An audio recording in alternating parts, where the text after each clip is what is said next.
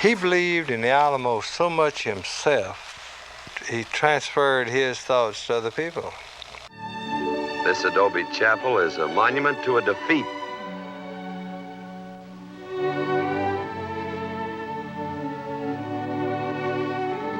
This is where Davy Crockett,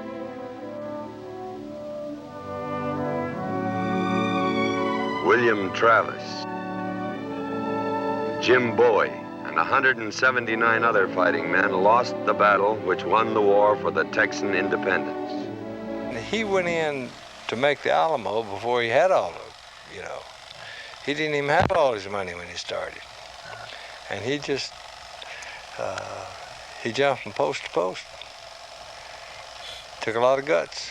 At that time he was under contract to Republic Studios, and he had a very close association with the head of the studios, Herb Yates, and every time that he came up and wanted to start work on the Alamo, Yates would kind of push it aside and push it aside and push it aside. John Wayne broke his association with Herb Yates and went off on his own to make the Alamo. He believed that it was an important film to make, despite the negative attitude of the studios, who would only support the film if he used a known director like John Ford. Well, my first contact with John Wayne was in Mexico City, and he told me he was going to do a story of the Alamo, and I must be his art director. I said, well, that's fine with me. My father had intended to make it outside of the country. In fact, he had locations picked in Panama and also in Mexico. He got a letter from Daughters of the Republic saying if he ever shot the picture in Mexico, he could never show it in Texas. Happy Cheyenne finally persuaded Wayne to shoot the picture in Texas, offering his 20,000-acre ranch at Brackettville as the primary location. So Wayne and I went down, and we looked over the situation, and as far as Wayne was concerned, it looked like it was a good place. Now this was a vast, vast open field, miles and miles around, with nothing but brush. When Wayne came down here on the ranch, he asked me who's going to build it. Well, he knew I was a contractor, but he said, well, who's your builder? I said, a man named Chato Hernandez. Didn't finish the 3rd grade in Mexico, but he can build it. So he said he'd like to meet him, so I sent a man in town, picked him up, brought him back out. And when he got out of the car, I watched Wayne look at him, and he shook his head. I know what he was thinking. He looked down at Chato and he said, Chato, do you think you can build Alamo? And Chato, he looked up in his broken English and he said, Mr. Wayne, you think you can make a picture? And Wayne just blew his mind. He just fell back.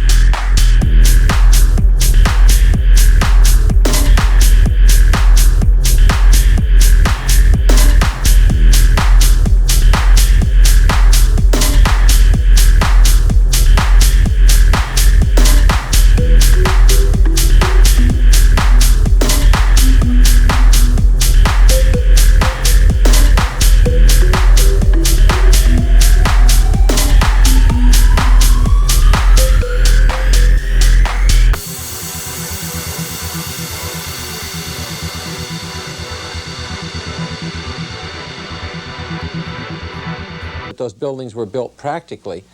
They were built practically, but they were to be able to be built to film inside. so that you didn't have to go on a soundstage and pay those horrific rents and overheads that you get when you go onto a major studio lot. That town down there, this wonderful old mission, we know we've got them pretty close to right. We took the measurements from the old and original drawings and plans. But the men who fought here, how can you measure men? How can you measure courage and human dignity and the desire for freedom? Well, how close we came to those men, you'll have to decide when you see our version of the story that Americans have been telling for 6 generations, and they'll keep on telling forever. I'm a street kid. I mean, I'm from the neighborhoods of South Philadelphia, you know. When I got to the wide open spaces of Texas in the middle of Brackettville, and I mean, I didn't know where I was. I mean, I didn't know what to do. I mean, I just had no idea. To be exposed to the elements of scorpions and skunks and rattlesnakes. I mean, I knew about rats. That's about it. I think most of the cast got down to the location, Brackettville, in about the middle of September, but Duke had gone down 2 or 3 weeks before and was shooting a lot of the background. And I never saw so many people in my life in the background. He had the hills lined up with people. I was standing there in the crowd at Fort Clark, and out comes John Wayne and Bob Rillier and his entourage. And he looks the group over and says, now I'm going to pick out, I forgot how many, 17 or 18 of you. You're going to play the parts of the Tennesseans. So he looks the crowd over and he spies me and he walks right up to me. The first one says, you. And, you know, I couldn't believe it. I thought he was talking to the guy behind me. Cantina. Do it mean what I think it do? It do. Do chastise mean what I think it do? It do. Duke thought that was very funny, the way I said, it do. So he began to make up little scenes where I would say, it do. He believed in the individual, and he hated groups of people. Even the guys, he tried to make the Tennesseans have a certain look, but each one had, you know, different wardrobe. I mean, it didn't look like an army. A group of individuals, a group of people that felt the same way. But they were all different. And he had a wild divergence in personalities there. When you have a man like Richard Widmark, and you have Lawrence Harvey, a fine, fine English Shakespearean actor. He jests at scars that never felt a wound, but soft. What light through yonder window breaks? It is the east, and Juliet is the sun. Arise, fire, son, and kill that envious mood. He ran on poulet foussé. He was always seemed to be at ease. And he was kind of out of his element, I would say.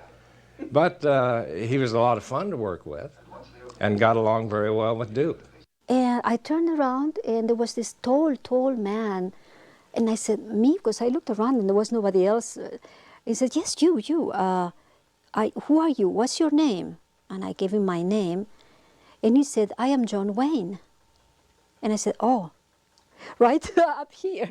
I was very impressed. There was John Wayne. I mean, in person, right? So he said, I want you to know that I am going to be making a film someday, and you will be my leading lady. And the film is going to be called The Alamo.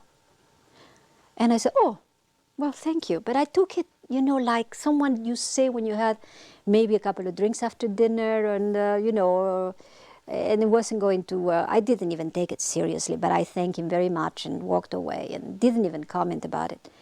But do you know that 2 years went by, or a year and a half or so, and I got a phone call. And the voice on the other side, I have forgotten all about it, said, is this Miss Crystal? Yes. This is Duke Wayne. This is Duke Wayne. And I'm ready to do The Alamo now.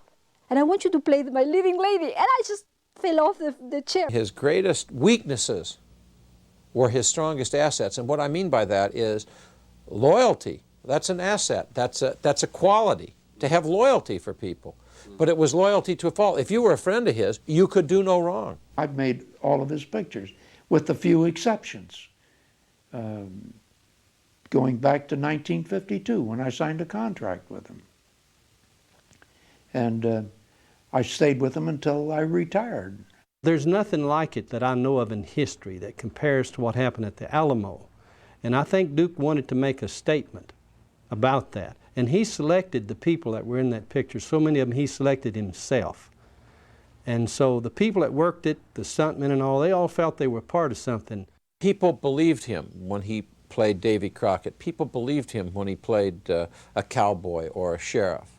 My father was a movie star. He was not a cowboy, you know, he was not a sheriff. He was not Davy Crockett. He knew, I think, how people wanted to see him. And the Alamo was a case playing Davy Crockett. Obviously they wanted to see him playing Davy Crockett. Davy Crockett symbolized the American frontier, the backwoods individual. Like John Wayne, Crockett was a media product of his time. The historical Crockett was elected twice to Congress, but the mythological figure in the almanacs was a brutal adventurer, an eye-gouging, ring-tailed roarer who could whoop his weight in wildcats. Crockett symbolized the myth of the frontier. His coonskin cap and deerskin clothes signified his closeness to nature, an idealized time when American values were established as a result of man's contact with the wilderness.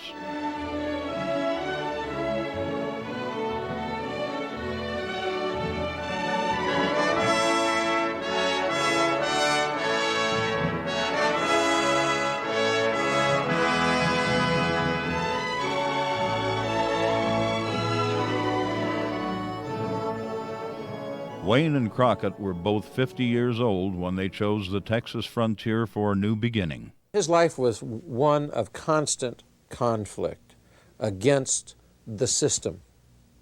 He was outside the system. He was not a part of the system. He was an individual.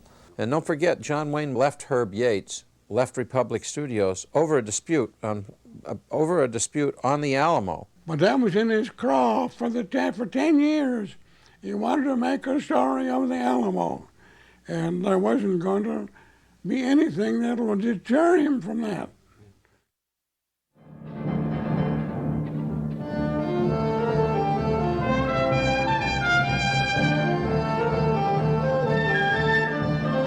O Almighty God, centuries ago thou raised a magnificent mission, a harbor for all of peace and freedom. This was the Alamo. Today we ask thy blessing, thy help, and thy protection, as once again history is relived in this production. We ask that this film, The Alamo, be the world's outstanding production. We ask this in the name of our Lord Jesus Christ, who lives and reigns, world without end. Amen.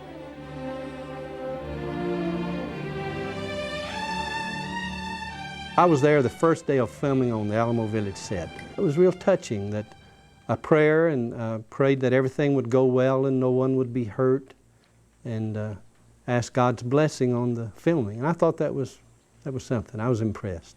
The first day when we started filming on September the 2nd, I went out there and I had my uniform on. It was brand new, and they began to throw mud on me and looked like we'd been in the mud in a long ride to San Antonio. And I looked over there to Richard Boone, who was playing the part of Sam Houston, and he had a full beard on him. And very quietly, I told Mr. Wayne, I said, as your historian, I will respectfully tell you, sir, that I don't believe he had a beard. And he said, well, I declare I didn't know that. And so we shaved that beard off of Mr. Boone. He was very outgoing on a surface level. I had the feeling he was very unpredictable, that there was a short temper there, but he was under terrific pressure. Blue Norther had come through that day when they shot this scene, so mist was coming off the water because the air temperature was really cold. I suddenly was aware that the dancers in the background beyond the lawn, which was supposed to be up at Santa Anna's headquarters, were standing there like this. They had never been cued. He said, all right, that's too bad. We'll do it again, and since we have an opportunity to do it again, I would like, and he then gave some specific notes to some of the guys moving with him, some of the people over on the far shore. He made very subtle changes, but I was fascinated. He was furious, and he really exploded. And then he closed down and got this control, and he said, and now make goddamn sure that the dancers dance. Just like any other tough director, if you knew your job, you're fine. If you screw up, you're in Dutch.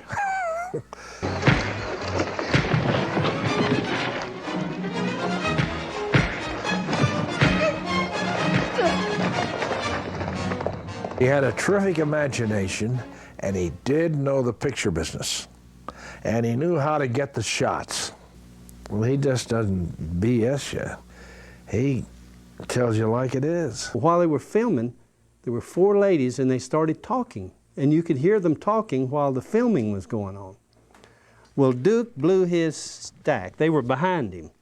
And he blurted out a string of, by blasted that gum GDs, SOBs, women, ruining my scene, you know. And when he turned around to look, it was 4 Catholic nuns in their habit that was doing the talking. And when he saw who it was, it got so quiet, you could have heard a rat coughing in the Alamo, you know.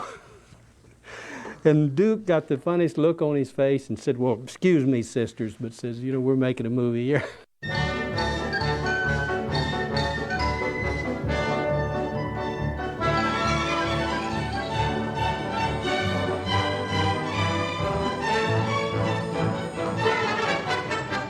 It was a big job. It was a big job for Duke. There's no question about it. But he did it, and he did a good job. But I think he realized when it was over that it was too much and it wasn't worth it. Either direct the picture but don't act in it, or act and don't direct the picture. I do think that Duke overextended himself, you know, producing it and starring in it and directing it. I think it was a huge chore. And I think that it would have eased things a great deal for him had he had, let's say, John Ford directing it. John Ford was known as one of the great Hollywood directors and made some of Wayne's best films. These films reflected Ford's ambivalence to the possibility of ordinary people acting without strong leaders. He was an autocratic leader himself who manipulated people to get results. Ford arrived uninvited on the set early in the production. Wayne had tremendous respect for him, you know, but Ford and Ford was worried about Wayne, you know, getting it right. Well, he was the guy who made Wayne. You know, he was the guy that took Wayne and put him in Stagecoach in 1939. Ford was great for Duke because he was the only, well, not the only director, but I always felt that he was the best director for Duke because when he said jump, it was a jump situation, you know what I mean? Wayne had nothing but respect for Ford anyway, you know, and also fear. He had, well, you know, he had fear of Ford. Everybody had fear of Ford. As a matter of fact, Duke Wayne came to me and said, Bill, I don't know what I'm going to do with Ford, because when he come to visit us, he got his director's chair and he sat right beside the camera like he was directing the picture. And John Wayne said, to me, what the hell can I do with this? And I said, well, let's get him a camera. I've got an extra cameraman here that's not just sitting on the set. Let's send him out with Jack Ford and let Jack Ford shoot some chases and see how he likes that. I got the opportunity to work very closely with Mr. Ford during that period of time. It was always a challenge. I remember my father saying, whatever you do, don't let him talk to any of the principals in this film. Ford had a handkerchief in his mouth, best I can remember. He always went around one like that. And he just looked at me and then just turned his back on me like this. And I felt like a fool. And Duke says, that's all right, Duke, you can go back now. So I went and sat down and I thought, what is that all about? Well, about 30 minutes later I get a call to report to Mr. Ford, and he's got a whole camera crew, and Duke has sent him out to film scenes of me doing things. So for a day or two I'm with Mr. Ford on another unit, and he's filming all these scenes, and I'm thinking, Rudy, you're going to be a star. John Ford is directing all these scenes, and I'm the central character, and I can't believe that this has happened. I've heard it said that none of that footage that Ford filmed was ever used in the picture, but I can attest that's not right. He is the one that filmed Chuck Roberson and my death scene. He wanted me to have a particular look on my face, and I never did get it, but he was trying to help me get it. And he said, thumb your nose at me. And I thought, he said, I said, thumb your nose at me. So I went like this, you know. He said, all right, now do the same thing, but don't put your hand up there and make the same face. And he was trying to help me get the look. He wanted me to give a kind of look, you know. Wayne didn't have the way with actors or people that Mr. Ford had. Duke was great for directing action because he had done so many action films, you know, and for getting rough battle scenes and stuff. But directing actors, I wasn't all that pleased with him because everything that he told you to do was with all of his mannerisms, you know, which nobody else could do. He had the corner on that situation. I remember a scene in there where Pat Wayne comes riding back into the Alamo. You notice him take the drink of water and throw the dipper into the bucket. Well, guess whose action that was? It was Wayne. He knew how to play his character, John Wayne, and he played it better than anybody, you know. And there's a lot of guys who've tried to play him that blow it, but nobody could play his big man. And Ford taught him that. Ford taught him how to walk, how to move, you know. Did you notice that he tried to make everybody in there look good at some time?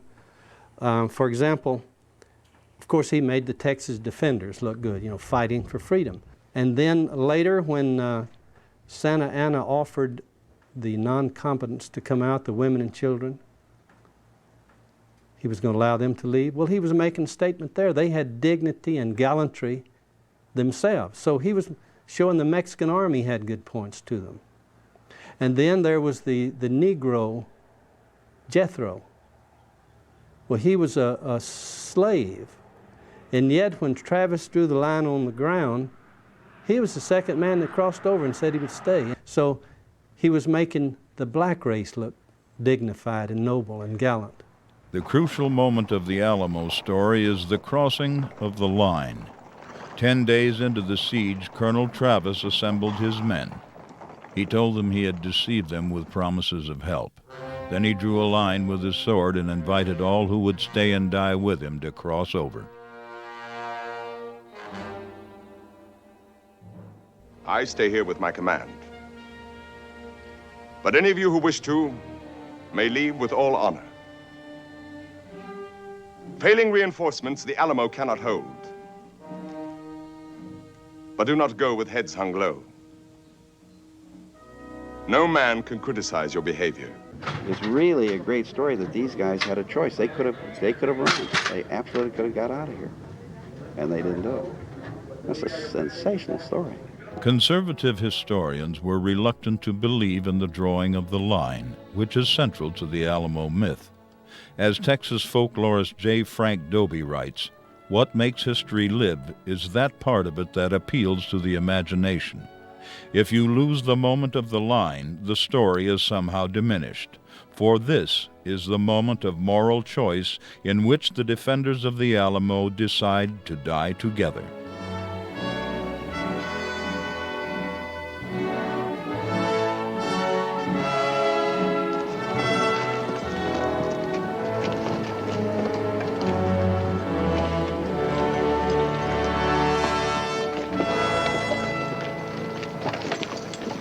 He did not actually draw a line in the Alamo, and I thought that was such a dramatic thing that they should have had him draw a line with a sword and have everybody step over. But he didn't. He simply asked those that wanted to stay to join him.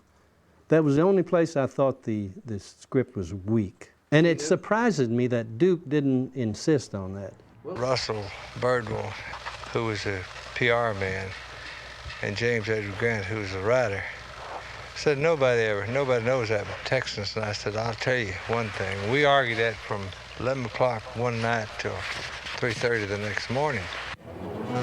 In Wayne's film, Travis does not draw the line, but the essential moment of choice is presented. Travis levels with the men. He speaks to them from the ground and for the first time tells them the truth of their situation, that there will be no help. I noticed that too, that I started to cross the line before Wayne did, and I did so on their instructions. And you would think that the second person to cross would have, or the first would have been Wayne. The only reason that I could think that he waited to get down, if you had to analyze it, was maybe he was proud to see his Tennessee guys going across without him having to tell them to.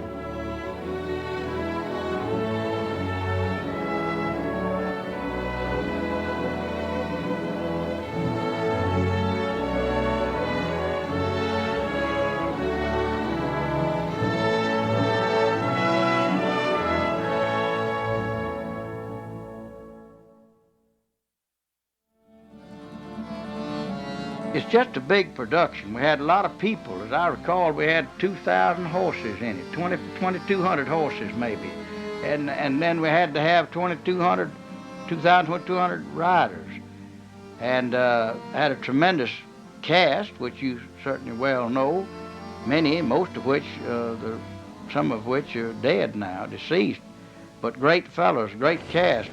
And then it called for so many unusual scenes. Battle scenes, band scenes, and massive mountainside scenes with 2,000 riders in scope of the cameras. You've got to bear in mind, if I haven't said it, I'll repeat, that he was the director, producer, and star of that show. That's an awful big mammoth undertaking for any one person to do.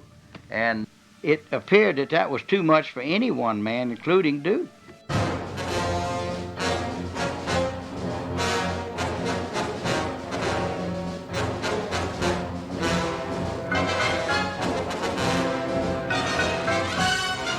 The enemy has demanded a surrender at discretion.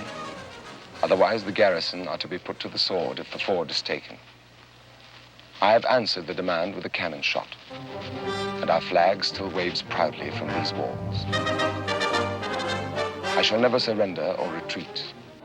Then I call on you in the name of liberty, of patriotism, and everything dear to the American character to come to our aid. If this call is neglected, I am determined to sustain myself as long as possible and die like a soldier who never forgets what is his due is his own honor and that of his country. Victory or death. Signed, William Barrett Travis. I remember one day when we were shooting the scene up on top of the mission, and the Mexican army comes riding up, Carlos Arus on a horse, and he looks great and he's dancing around, and he says, you know, leave the fort or we'll kill all of you. At that point, Harvey takes his cigar and fires the cannon. The cannon recoils and comes down, and they play a little more of the scene. But when it came down on his foot. A real cannon came down his foot and smashed his foot to smithereens, broke it like you can't believe it. But he didn't grimace in the scene. These were professional men. They knew what they were doing. Harvey was a professional actor. He knew his business. The script called for 400 Longhorns. He wanted them, he needed them, he couldn't get them. He himself, the big man himself, could not get them. So anyway, he said take a plane, and so I agreed to do it. I knew that Cap Yates, another friend, a dear friend at Marfa, Texas, had some big old steers. Old Cap Yates, you know, Oilfield Yates and everything, and sat out on the back porch and talked old times. And he said, well, what in the world can I do for you? And what are you doing way out here? And I said, well, I came to see you. I wanted to talk old times. Boy, that's good, he said, talk old times. And I told him then that I'd needed to borrow some of his steers to be used in the filming of the Alamo. He said, I'll let you have all you want, provided you do one thing. And I didn't know what in the world he was fixing to say, you know. I hadn't spent any money. I'd got them all for free, and I knew I was going to get his for free, but I couldn't figure what he's fixing to say. He said, if you'll just spend the night, and where we can talk tonight, he says, you know, I'm so old, there's nobody left around that can talk steers like y'all, and longhorns and cattle and all. Said, if you'll spend the night and we talk and visit, and his boy sitting there, he said, yeah, and in the morning, he said, we'll have a good time, we'll rope one. I'll rope one and you rope one. Well, that, you know, my fingers always itching to rope a steer anyway, so I agreed, and by Saturday, I had those 400 longhorns. It didn't cost our company a penny.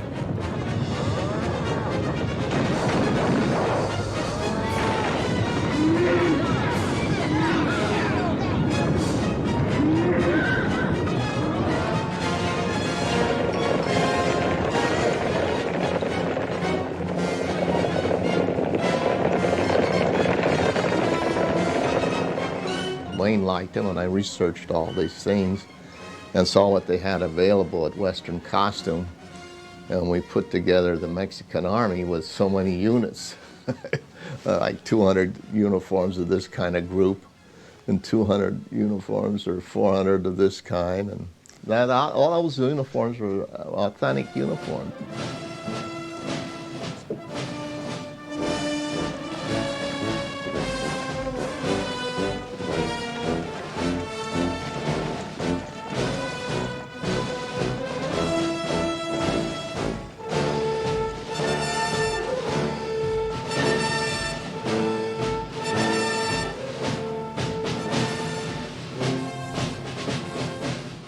The Mexicans really got in the spirit of the thing. A lot of them put rocks in their muskets. A lot of them wanted to be lancers, but they could ride a horse and stick somebody.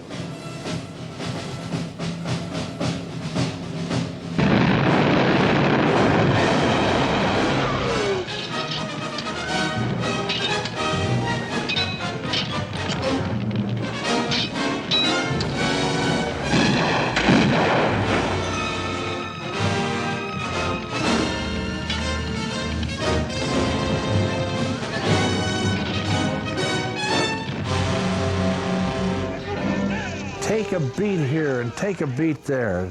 It's choreography, just like a dance routine.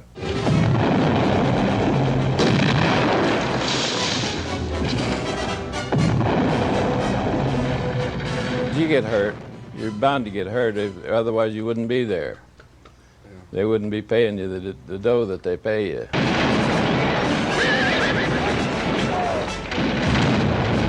You got acrobats, water people, high fall people, sword people, and mine was horses.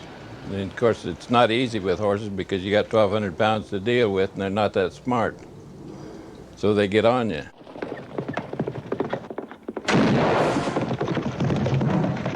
I think that's the best saddle fall I've ever seen in a picture. And it was done by Chuck Hayward. He was in total control of the fall at all times. One hand held on to a strap on the saddle. And after he had fallen in midair and he hit the end of that strap, it kind of lined him out. And when he hit the ground, he spun. It just was so spectacular looking. The guy that got kicked and lost a hearing in one ear doing a drag, yeah. So you're going to get hurt. You can't help that.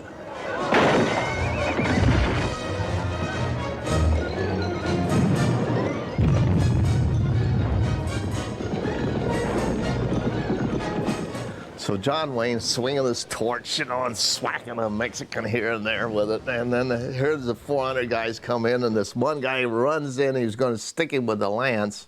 And this guy trips and falls, and he knocks himself out, stuns himself. He falls down, and he's stunned.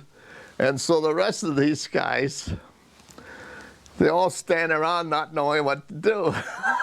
And they're standing like this, and John Wayne is saying, stick me, stick me, stick me. And he's going like this, stick me, stick me, stick me, damn it, stick me.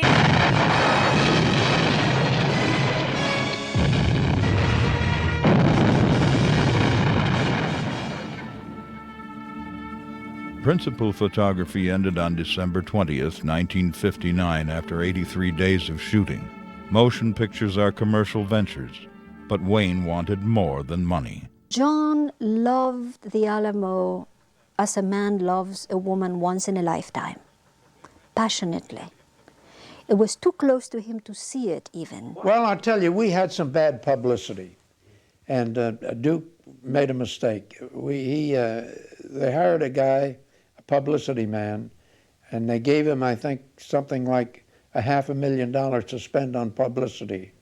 And this guy stepped on a lot of people's toes. The advertising campaign that Russell Birdwell conducted after my father went to Africa, and mainly for the Academy Awards, was just in unbelievably poor taste. The Alamo was nominated for 7 Academy Awards. Birdwell challenged the Hollywood community. If they didn't vote for the Alamo, they were un-American. A barrage of ads both for and against the Alamo followed until Chill Wills capped the episode with his own ad. We of the Alamo cast are praying harder than the real Texans prayed for their lives in the Alamo for Chill Wills to win the Oscar for Best Supporting Actor. Cousin Chill's acting was great. Your Alamo cousins. Groucho Marx responded that he was glad to have Chill Wills for a cousin, but that he was still voting for someone else. That year we were nominated, I think, for 7 awards, and we only won 1. And Duke and I got together and had a couple drinks at the party afterwards. And he says, son of a gun, he says, Jesus Christ, all of this work, and he says, I thought we'd come up with something. He wanted to make a classic. Right. And I think it was always, I think he went to his grave knowing that it was a classic, but he didn't get credit for one. When I die, take my saddle from the wall, put it on to my pony, and lead him from his stall. Tie my bones to the saddle, turn our faces to the west, and we'll follow the trail that we love best. Ride around little dogies, ride around them slow, 'cause the fiery and the snuffy are raring to go.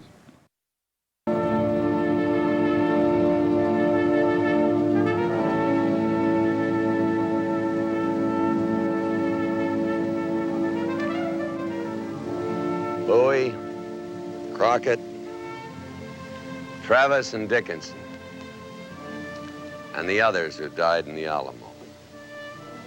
Held off an army for 13 days, yet it's hard to believe that they ever existed.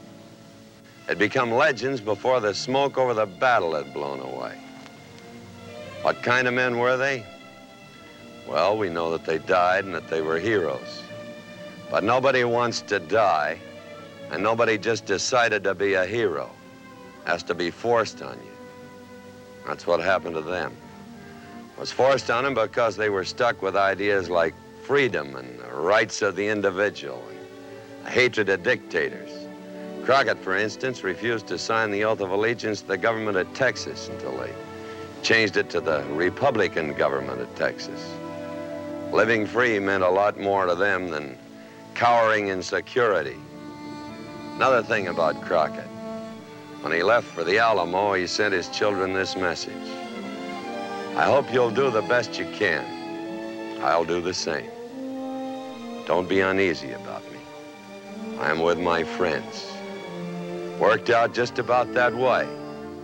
He stayed with his friends, and he did the best he could.